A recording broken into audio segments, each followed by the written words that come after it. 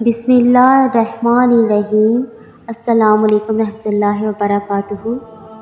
صلح حدیبیہ کے بعد جب نبی کریم صلی اللہ علیہ وآلہ وسلم واپس مدینہ تشریف لائے تو محرم 7 ہجری میں خیبر سے یہودیوں کا ایک وفد مدینہ آیا اور ایک مشہور جادوگر لبید بن عاصم سے ملا جو انصار کے قبیلہ بنی زریق سے تعلق رکھتا تھا۔ ان لوگوں نے اس سے کہا کہ محمد صلی اللہ علیہ وآلہ وسلم نے ہمارے ساتھ جو کیا ہے وہ تمہیں معلوم ہے۔ ہم نے ان پر بہت جادو کرنے کی کوشش کی مگر کوئی کامیابی نہیں ہوئی۔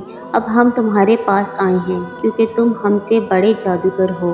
لو یہ 3 اشرفیاں حاضر ہیں، انہیں قبول کرو اور محمد صلی اللہ علیہ وآلہ وسلم پر ایک زور کا جادو کر دو۔ اس زمانے میں حضور صلی اللہ علیہ وآلہ وسلم کے ہاں ایک یہودی لڑکا خدمت گار تھا۔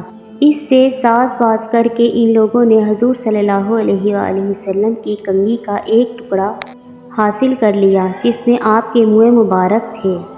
انہی بالوں اور کنگھی کے دندانوں پر جادو کیا گیا۔ بعض روایت میں ہے کہ لبید بن عاصم نے خود جادو کیا تھا اور بعض میں یہ ہے کہ ان کی بہنیں ان سے زیادہ جادوگرنیاں تھیں، ان سے اس نے جادو کروایا تھا۔ بہرحال ان دونوں صورتوں میں جو صورت بھی ہو، اس جادو کو ایک نر کھجور کے گوشے کے غلاف میں رکھ کر لبید نے بنی زریق کے کنویں زروان یازی اروان نامی کی تہ میں ایک پتھر کے نیچے دبا دیا۔ اس جادو کا اثر نبی کریم صلی اللہ علیہ وآلہ وسلم پر ہوتے ہوتے پورا سال لگا۔ دوسری شمشاہی میں کچھ تغیر مزاج محسوس ہونا شروع ہوا۔ آخر 40 دن تک سخت اور آخری 3 دن زیادہ سخت گزرے، مگر اس کا زیادہ سے زیادہ جو اثر حضور صلی اللہ علیہ وآلہ وسلم پر ہوا وہ بس یہ تھا کہ آپ گھلتے چلے جا رہے تھے۔ کسی کام کے متعلق خیال فرماتے کہ وہ کر لیا ہے مگر نہیں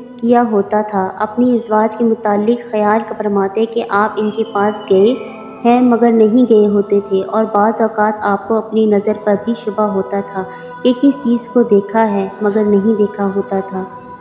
دوستو ویڈیو پسند آ رہی ہے تو لائک اور سبسکرائب کر دیں۔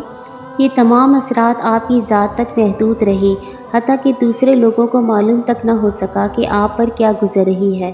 آپ کے نبی ہونے کی حیثیت تو اس میں آپ صلی اللہ علیہ وآلہ وسلم کے فرائض کے اندر کوئی خلل واقع نہ ہونے پایا۔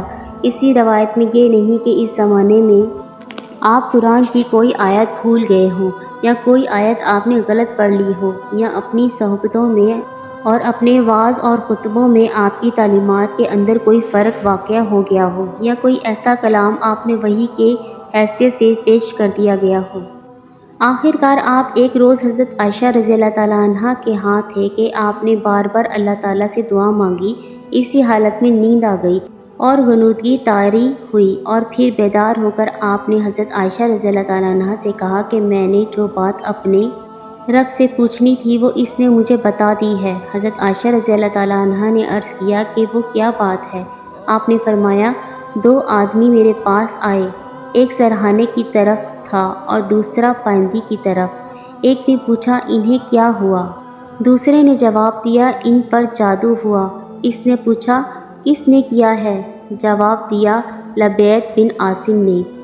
پوچھا کس چیز میں کیا ہے؟ جواب دیا کنگھی اور بالوں میں ایک نر کھجور کے گوشے کے غلاف کے اندر۔ پوچھا وہ کہاں ہے؟ جواب دیا بنی زریق کے کنویں زروان کی تہ میں پتھر کے نیچے ہے۔ پوچھا اب اس کے لیے کیا کیا جائے؟ جواب دیا کہ کنویں کا پانی سونت دیا جائے اور پھر پتھر کے نیچے سے اس کو نکالا جائے۔ اس کے بعد نبی صلی اللہ علیہ وآلہ وسلم نے حضرت علی رضی اللہ تعالیٰ عنہ، حضرت عمار بن یاسر رضی اللہ تعالیٰ عنہ اور حضرت زبیر رضی اللہ تعالیٰ عنہ کو بھیجا۔ ان کے ساتھ جبیر بن ایاس الزرقی اور قیس بن محصن الزرقی بھی شامل ہو گئے۔ بعد میں حضور صلی اللہ علیہ وآلہ وسلم خود بھی چند اصحاب کے ساتھ وہاں پہنچ گئے۔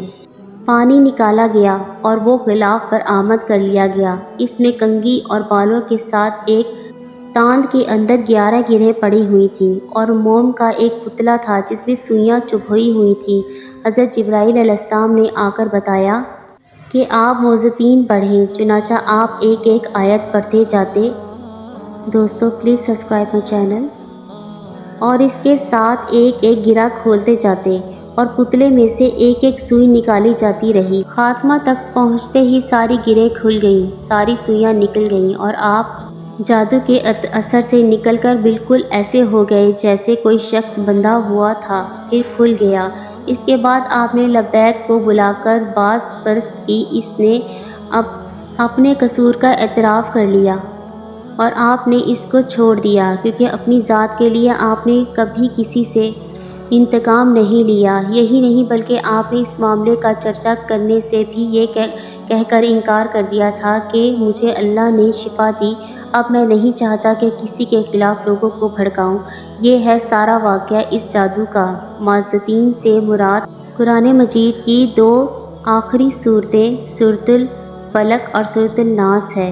امام مسلم نے اپنی صحیح اور عقبہ بن عامر رضی اللہ تعالیٰ عنہ سے روایت کی ہے کہ نبی کریم صلی اللہ علیہ وآلہ وسلم نے فرمایا، کیا تم کو یہ وہ آیتیں معلوم نہیں جو آج کی رات نازل ہوئیں اور جن کی مثال اس سے پہلے نہیں دیکھی گئی؟ وہ آیتیں یہ ہیں، قل اعوذ برب الفلق اور قل اعوذ برب الناس۔ ایک دوسری حدیث کے الفاظ یہ ہیں کہ نبی کریم صلی اللہ علیہ وآلہ وسلم نے حضرت عقبہ رضی اللہ تعالیٰ عنہ سے مخاطب ہو کر فرمایا، کیا میں تمہیں وہ کلمات بتاؤں جو ان تمام کلمات سے بہتر ہے، جن کے ذریعے سے کبھی کسی پناہ مانگنے والے نے پناہ مانگی ہے؟ حضرت عقبہ رضی اللہ تعالیٰ عنہ کہتے ہیں کہ میں نے عرض کیا کہ ہاں یا رسول اللہ، ضرور فرما دیجئے۔ آپ صلی اللہ علیہ وآلہ وسلم نے فرمایا، قل اعوذ برب الفلق اور قل اعوذ برب الناس۔